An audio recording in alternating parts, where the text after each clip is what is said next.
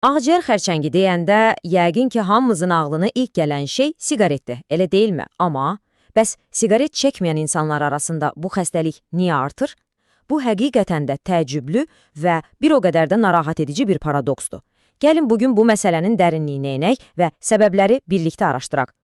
Məntiqə görə hər şey çox sadə olmalıdır. Daha az insan siqaret çəkirsə, deməli ağciyər xərçəngi də daha az olmalıdır. Düzdür? Amma reallıq göstərir ki, vəziyyət heç də belə deyil.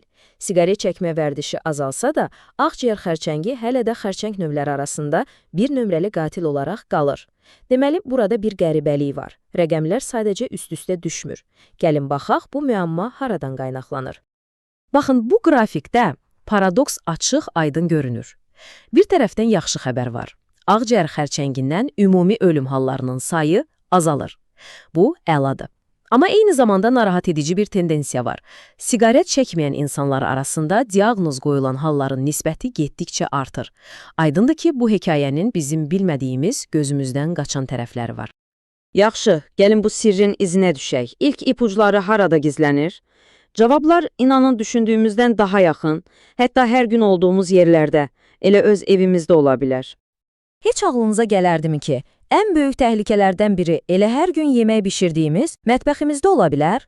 Bəli, odun yandırmaqdan və ya qızğın yağda yemək bişirməkdən çıxan o buxarlar, məlum olur ki, kanserogen ola bilər. Yəni, xərçəngə səbəb ola biləcək maddələrlə zəngindir. Xüsusilə də yüksək temperaturda və uzun müddət bişirirsinizsə, risk də bir o qədər artır. Deməli, bu buxarlara kim daha çox məruz qalır?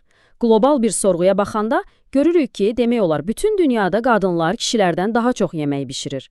Amma, bir dəqiqə, burada bir istisna var. İtaliya. Görünür, İtalyan kişiləri mətbəxdə daha faaldır. Maraqlıdır, deyilmi? Bu sosial dinamikanın sağlamlıqla bağlı nəticələrinin olması da qaçılmazdır. Və bu sadəcə bir fərziyyə deyil. Honqongda aparılan bir araşdırma bunu açıq-aydın təsdiqləyir. Ömrünüz boyu nə qədər çox yemək bişirirsinizsə və tavanız nə qədər çox qızırsa, riskiniz də bir o qədər artır.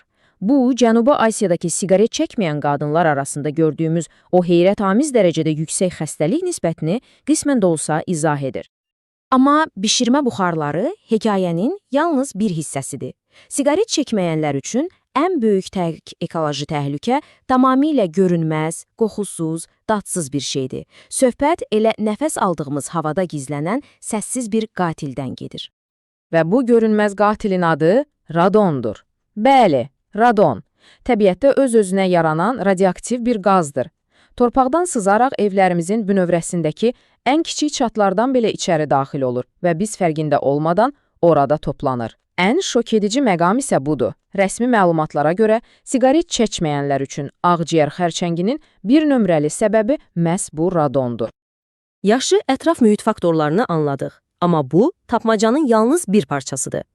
İndi isə gəlin daha dərinə enək, birbaşa varlığımızın əsası olan DNT-mizin içinə. Görünür, bəzi insanlar bu xəstəliyə qarşı genetik olaraq daha həssas doğulurlar. Gəlin bunu sadə bir bənzətmə ilə izah edək. Təsəvvür edin ki, bədəninizdəki hüceyrələr üçün bir işıqfor var. Normalda bu işıqfor yaşıl yananda hüceyrələr bölünür, qırmızı yananda dayanır. İndi düşünün ki, EGFR adlı bir gendəki mutasiya səbəbindən bu işıqfor qırılıb və həmişə yaşıl yanır. Nə baş verər? Proses əslində çox sadədir. Baxın, normalda EGFR geni hüceyrələrə nə vaxt böyüyüb bölünəcəklərini deyən bir siqnaldır. Yəni, o yaşıl işıqdır. Amma bir mutasiya olanda o siqnal heç vaxt sönmür, daima açıq vəziyyətdə ilişib qalır. Bu, sanki əyləci olmayan bir maşın kimidir. Nəticə, hüceyrələrin nəzarətsiz çoxalması və sonda şişin əmələ gəlməsi. Və bu genetik mutasiyanın təsiri bu rəqəm həqiqətən dəhşətlidir. 55%. Təkrar edirəm, bu riskin 55% artması demək deyil. Bu o deməkdir ki, əgər sizdə bu mutasiya varsa, ömrünüzdə bir dənə də siqaret çəkməsəniz belə, 60 yaşınıza çatana qədər ağciyər xərçənginə tutulma ehtimalınız yarıdan çoxdur. Bu sadəcə bir risk faktoru deyil, sanki genetik bir satlı bombadır. Və bu genetik meyl, deyək ki, hamı üçün eyni deyil. Coğrafi fərq inanılmazdır. Siqaret çəkməyən Şərqi Asiyalı ağciyər xərçəngi xəstələrinin təxminən 4/3-də, yəni 74%-ə qədərində məhz bu EGFR mutasiyası var. Bu da Asiya populyasiyalarında niyə bu qədər yüksək nisbətlər gördüyümüz üçün çox kritik bir izahatdır. Bütün bu faktları üst-üstə qoyanda bir çox tədqiqatçı çox aydın bir nəticəyə gəlir. Biz əslində iki fərqli xəstəlikdən danışırıq. Adları eyni ola bilər, ağciyər xərçəngi, amma onların səbəbləri, biologiyası və müalicəsi o qədər fərqlidir ki, sanki eyni ad altında gizlənən iki fərqli xəstəlikdir. Gəlin bu iki hekayəni yan-yana qoyub müqayisə edək. Baxın, səbəblər tamamilə fərqlidir. Birində siqaret, digərində radon və genetika. Hətta xərçəngin bioloji növü də fərqlidir. Siqaret çəkməyənlərdə daha çox adenokarsinoma deyilən növə rast gəlinir. Və ən vacibi bu fərqlilik o deməkdir ki, müalicə yanaşmaları da tamamilə fərqli olmalıdır. Və bax, bu fərqlilikdə bir ümid işığı da var. Çünki xəstəliyin səbəbini bildikdə ona qarşı daha ağıllı və hədəfli mübarizə apara bilirik. Yadınızdadır o işıqfor bənzətməsi.